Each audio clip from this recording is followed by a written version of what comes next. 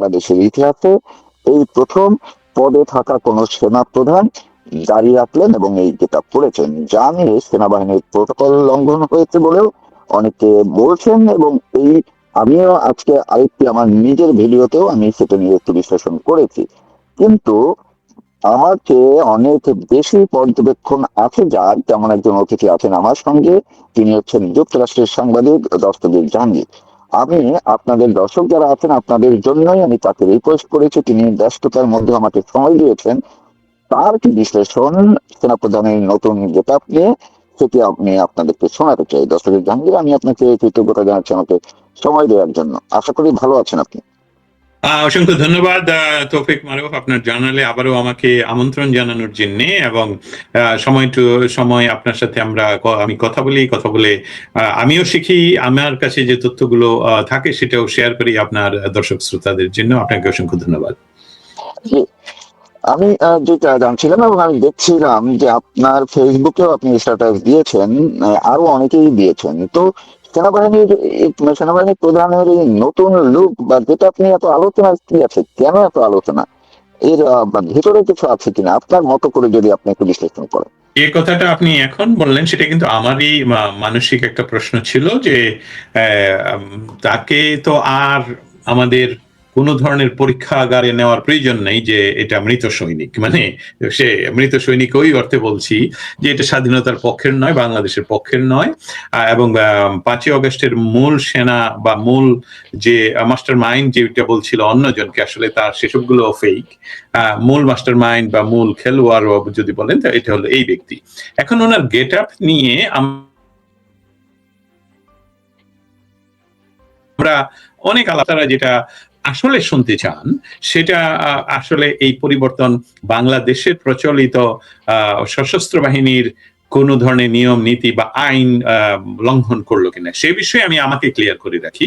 আমি এই বিষয়ে বাংলাদেশের বিষয়টা সম্বন্ধে আমি আসলে কিছু জানি না, সেখানে তারা কিভাবে চলে এটা জানি না। কিন্তু নিয়ম নীতির যে প্রাচীন ইতিহাসের 7,500 বছর আগে বেবিলন বা খামুরাফি থেকে, সেটা হলো রীতি। আইন হলো লিখিত পরে, আগে হলো রীতি। রীতিটা কি? তাহলে আমার বাংলাদেশে যখন আমি জন্মগ্রহণ করলাম সেই সময় থেকে আজ পর্যন্ত সেনাবাহিনীর সকল সদস্য আমি বলবো সেনা যারা কর্মকর্তা, তাদেরকে যেভাবে আমি দেখে আসছি, আপনি দেখে আসছেন, বাংলাদেশের মানুষ দেখে আসছে, সেই রীতিতে এটা ভঙ্গন হয়েছে। তাহলে রীতি যদি আইন হয়, তাহলে নিশ্চয়ই এখানে কোনো রীতি ভঙ্গনের কারণ হয়েছে ওনার এই অবয়ব। কারণটা হলো যে সশস্ত্র বাহিনী নিজদেরকে সবসময় যে বিষয়টা করে যে সাধারণ মানুষের থেকে বাইরে রাখে, তারা ইচ্ছা করলেই তাদের গেট আপ অমুক তমুক চেঞ্জ করতে পারে। একটি মৌলিক বিষয় আছে সেখানে, সেটা আমি আমেরিকা থেকে বা ইউরোপ চেকোস্লোভাকিয়া থেকে বলি, সেটা হলো ধর্মীয় কারণ।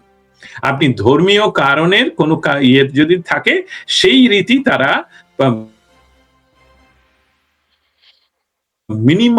একদম মিনিমাম পর্যন্ত লেভেলে তারা সালে, তো আমি উদাহরণটা নিয়ে আসতে পারবো না সামনে, কারণ আমার সেই প্রস্তুতি নিয়ে আমি স্বীকার করছি।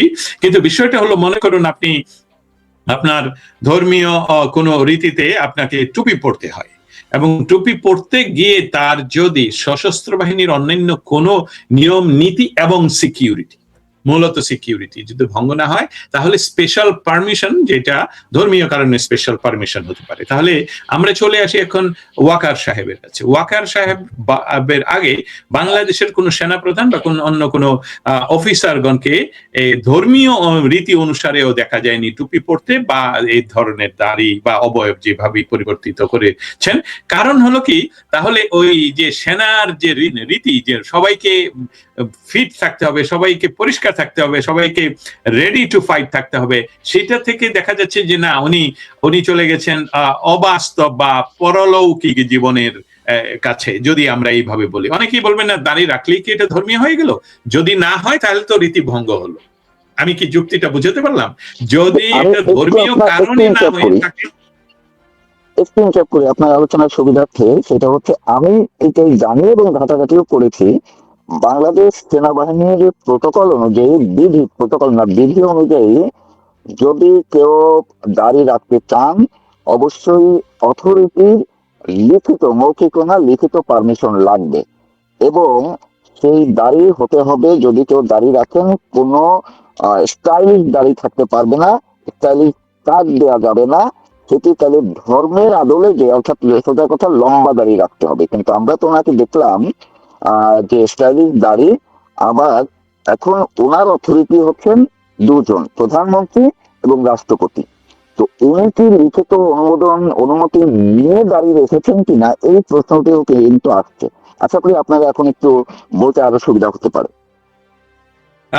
তৌফিক মারুফ, আমি কিন্তু আসলে এই কথাটি বলছিলাম, থ্যাংক ইউ আপনার সহযোগিতার জন্য। যে পৃথিবীর আমার জানা আইন অনুসারে, সশস্ত্র বাহিনী আইন অনুসারে, আপনার তাদের সমস্ত যে বেসিক রীতি বা আইন সেটা মানতে হবে। এর বাইরে ব্যত্যয় করতে হলে অনলি ধর্মীয় এবং স্বাস্থ্যগত কোনো কারণ থাকতে হবে। আর সশস্ত্র বাহিনীতে স্বাস্থ্যগত কারণে ওনাকে সারা জীবনের বেনিফিট দিয়ে, ডিসেবল হিসাবে দিয়ে দেওয়া হয়, ছুটি দিয়ে দেওয়া হয়, যে আপনি সারা জীবন ফ্রি পাবেন, প্রপার্টি ট্যাক্স দিতে হবে না, আপনি ঋণ নিলে ঋণের ট্যাক্স দিতে হবে না, সুবিধা দিয়ে ওনাকে ছুটি দেওয়া হয়। কারণ একজন অসুস্থ বা ডিসেবল সৈনিক তো বার্ডেন হবে আরেকটা সৈনিকের, এই জন্যই কাজটি করা হয়। অতএব সেটা আমরা নন সিভিলিয়ানরা যেভাবে আমরা একত্রিত ভাবে বিভিন্ন ভাবে করি, সেখানে আমি বলছি সিভিলিয়ানরা যেভাবে করি, সেখানে নন সিভিলিয়ান আর্মি সেটা করবে না। অতএব আপনার কথাতেই ফিরে যাচ্ছি যে ওনাকে কারণ দর্শাতে হবে যে আমি ধর্মীয় কারণে রাখছি, এবং সেই কারণটা আপনি বলে দিলেন বাংলাদেশের ব্যবস্থাটা। আমি সেটা না জানলেও আনুমানিক ভাবে বলতাম যে উনার যে যার কাছে দায়বদ্ধ, উনি তার কাছে লিখিত আবেদন করবেন এবং প্রমাণ করবেন যে এটা ধর্মীয় কারণের জন্য আমি এই দাড়িটা বা এই চুলটা বা এই নাকটা রাখবো, কাটবো। এর বাইরে কিন্তু কোনো উপায় নেই। অতএব আমরা যদি এটার সারমর্ম করি, তাহলে এই দাড়িটাকে আমরা যদি, আমার কথা যারা শুনছেন তাদের ভিতরে যদি আপনারা কেউ ইমাম থাকেন বা ইসলামী ধর্মের ব্যাখ্যা করতে পারেন, তাহলে আমাদেরকে লিখে নিচে জানাবেন যে এই দাড়িটা কি কোনো ইসলাম ধর্ম অনুসারের কোনো দাড়ি? নিশ্চয়ই নয়। এটা আমার ধারণা, আপনারা সত্যটা বলবেন। যদি উনি ধর্মীয় কারণ হয়ে থাকে, তাহলে এই দাড়ি এটা ধর্মীয় কারণে হচ্ছে না। অতএব উনি যে কাজটা করছেন, সেটাকে আমি দায়িত্ব নিয়ে বলে ফেলি যে এটা ওনার একটা রাজনৈতিক চেতনা থেকে উনি করছেন, এবং উনি অনেকটা রিল্যাক্স মুড দেখানোর জন্য। কারণ এখন ওনার কাজ তো শেষ হয়ে গেছে। 5ই অগস্ট সকালবেলার উনি আসলে যে কাজটুকু করেছেন, সেটার জন্য তো সেই একটা বিষয়কে উনি, যে আমি করতে গিয়েছি, যদি বাঁচি তাহলে হয়ে যাব গাজী, যদি মারা যাই তাহলে হয়ে যাবে শহীদ, ওরা বলবে ওরা শহীদ, সেই কাজটি করেছেন। এবং এর আগে উনি ওনার বক্তৃতা এটাও বলেছেন যে আমি তো প্রেমে পড়িনি, প্রেম আমার উপর পড়েছে। সেই প্রেমের এখন দেখা যাচ্ছে উনি প্রেমে সাকসেস, এবং সেই সাকসেসের পর এখন আমরা দেখতে পাচ্ছি যে উনার এটাকে চাপদারিও বলা যাবে না, এটা হলো আসলেই স্টাইলিশ দাড়ি। এবং আমি এটা বলাটা, অনেকে বলবে যে দস্তগীর ভাই এভাবে কিভাবে বললেন, আমার মনে হচ্ছে একটি ধর্মীয় রাজনৈতিক গোষ্ঠীর দিকেই মতন করেই এই স্টাইলটা পরিবর্তন করা হলো। অতএব উনি আইন লঙ্ঘন করেছেন, এটা আমরা বলতে পারি।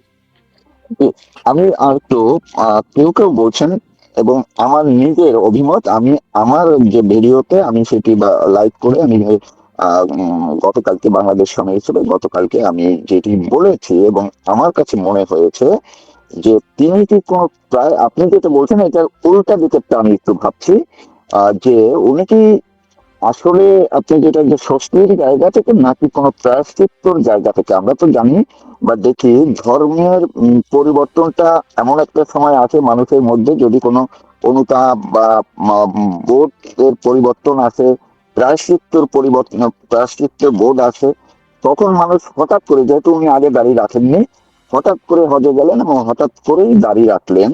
তো সেই ক্ষেত্রে উনি কি প্রায়শ্চিত্ত করছেন কিনা, উনি অনুতাপ করছেন কিনা? যেমন আমরা দেখলাম ওনার যারা সময়ে ওই আসিফ নজরুল সহ যারা এখন হুতাশ করছেন, অনুতপ্ত হচ্ছেন, অনেকেই, ওই যে আর একজন কি নাটকের লোক উপদেষ্টা ছিল ফারুকি, কেউ ওইভাবেই করছে, অনুতাপ প্রকাশ করছে। সেরকম কোন অনুতাপের জায়গা থেকে প্রায়শ্চিত্ত করছেন কিনা, যে আমি ভুল করেছি, আমি এখন সৃষ্টিকর্তার কাছে একটু মাপ চাই, তার মতো চলতে চাই, নাকি এমন হতে পারে যে এই প্রায়শ্চিত্তের আরো কোনো পরিবর্তন আমরা সামনে দেখতে পারি কিনা? আপনার এটার সাথে আমার সাথে একমত কিনা, নাকি আপনার দ্বিমত আছে? না, কোনো দ্বিমত নেই। এই জন্য আপনার কথাটা শুনে আমি মাথা নাড়াচ্ছিলাম, একটু করছিলাম। এর কারণটা হলো যে হ্যাঁ, আমি আর আপনি যে কাজটুকু করছি এটাই নিয়ম, আমাদের ট্রাই এন্ড এরর করে রেজাল্ট বের করতে হবে। আমি বলছি প্রায়শ্চিত্ত করে নয়, ওনার রিল্যাক্স মনোভাব। আপনি অবশ্যই আপনার এই ধারণা এবং আরো হাজার জনের ধারণা হবে এটা কি প্রায়শ্চিত্ত কিনা। তবে আমি আমার এটাতে একটু ডিফেন্ড করতে চাই এই কারণে, আপনি লক্ষ্য করবেন 5ই অগস্টের বিকাল বেলায় উনি কিন্তু বলেছেন, প্রথম যে লাইনটুকু বলেছেন যে কোন রাজনৈতিক দল, উনি বলছেন কি আমিরে জামায়াত, জামাতের আমিরকে আমরা এইভাবে বলি না, উনি যেভাবে বলছেন এটা জামাতের এরাই বলে। আচ্ছা, এটা একটা। আরেকটা বিষয় হলো, একটু আগে আমি বলছি আর রিপিট করতে চাইনি, 3রা অগস্ট উনি কি করেছেন। তার পরবর্তীতে হলো আপনি প্রায়শ্চিত্তের জায়গায় কিন্তু যদি আপনি যান সংশয়ের জায়গায় যে আমি ভুল করে ফেলেছি, তাহলে উনি যেটা দ্রুততম সময়ে হয়তো বা করতেন সেটা হয়তো চেষ্টা করতেন তারেক জিয়ার কাছ থেকে এক্সটেনশন নিয়ে সময় বাড়ানো। সেটা একটা, যেটা আমি এখনো পর্যন্ত আমি অস্বীকার করছি না যে গোপনে করছেন না, বাট আমরা দৃশ্যমান দেখছি না। আরেকটা হতে পারতো যে দ্রুততম সময়ে যে অন্য কিছু ঘটার আগেই উনি বিদায় নিয়ে অস্ট্রেলিয়াতেই তো আমাদের আর্মি চিফরা বেশি চলে যায়, ওই দিক দিয়ে একটি দায়িত্ব নিয়ে উনি চলে গিয়ে তারপরে ওইখানে নামাজ রোজা করতেন। ওই বিষয়টা আমার কাছে মনে হচ্ছে যে উনি রিল্যাক্স থেকে যে আমি একটি কাজ শেষ করতে পারলাম, আমার উপর যে প্রেম পড়েছিল, যে দায়িত্বটা, এই ট্রান্সলেশনটা তো আমরা না করলেও মানুষ বুঝে যে আমি তো প্রেমে পড়িনি, আমি দায়িত্ব নেইনি, দায়িত্ব আমার উপর পড়েছে, so I have to do that. এই যে সাকসেস, এই সাকসেসের পরে উনি দেখেন বাংলাদেশে উনি 2-3 বার ধমকের সুরে কথা বলেছেন, কিন্তু তার পরবর্তীতে আজ পর্যন্ত উনি কোনো ধমকের সুরে কথা বলেননি।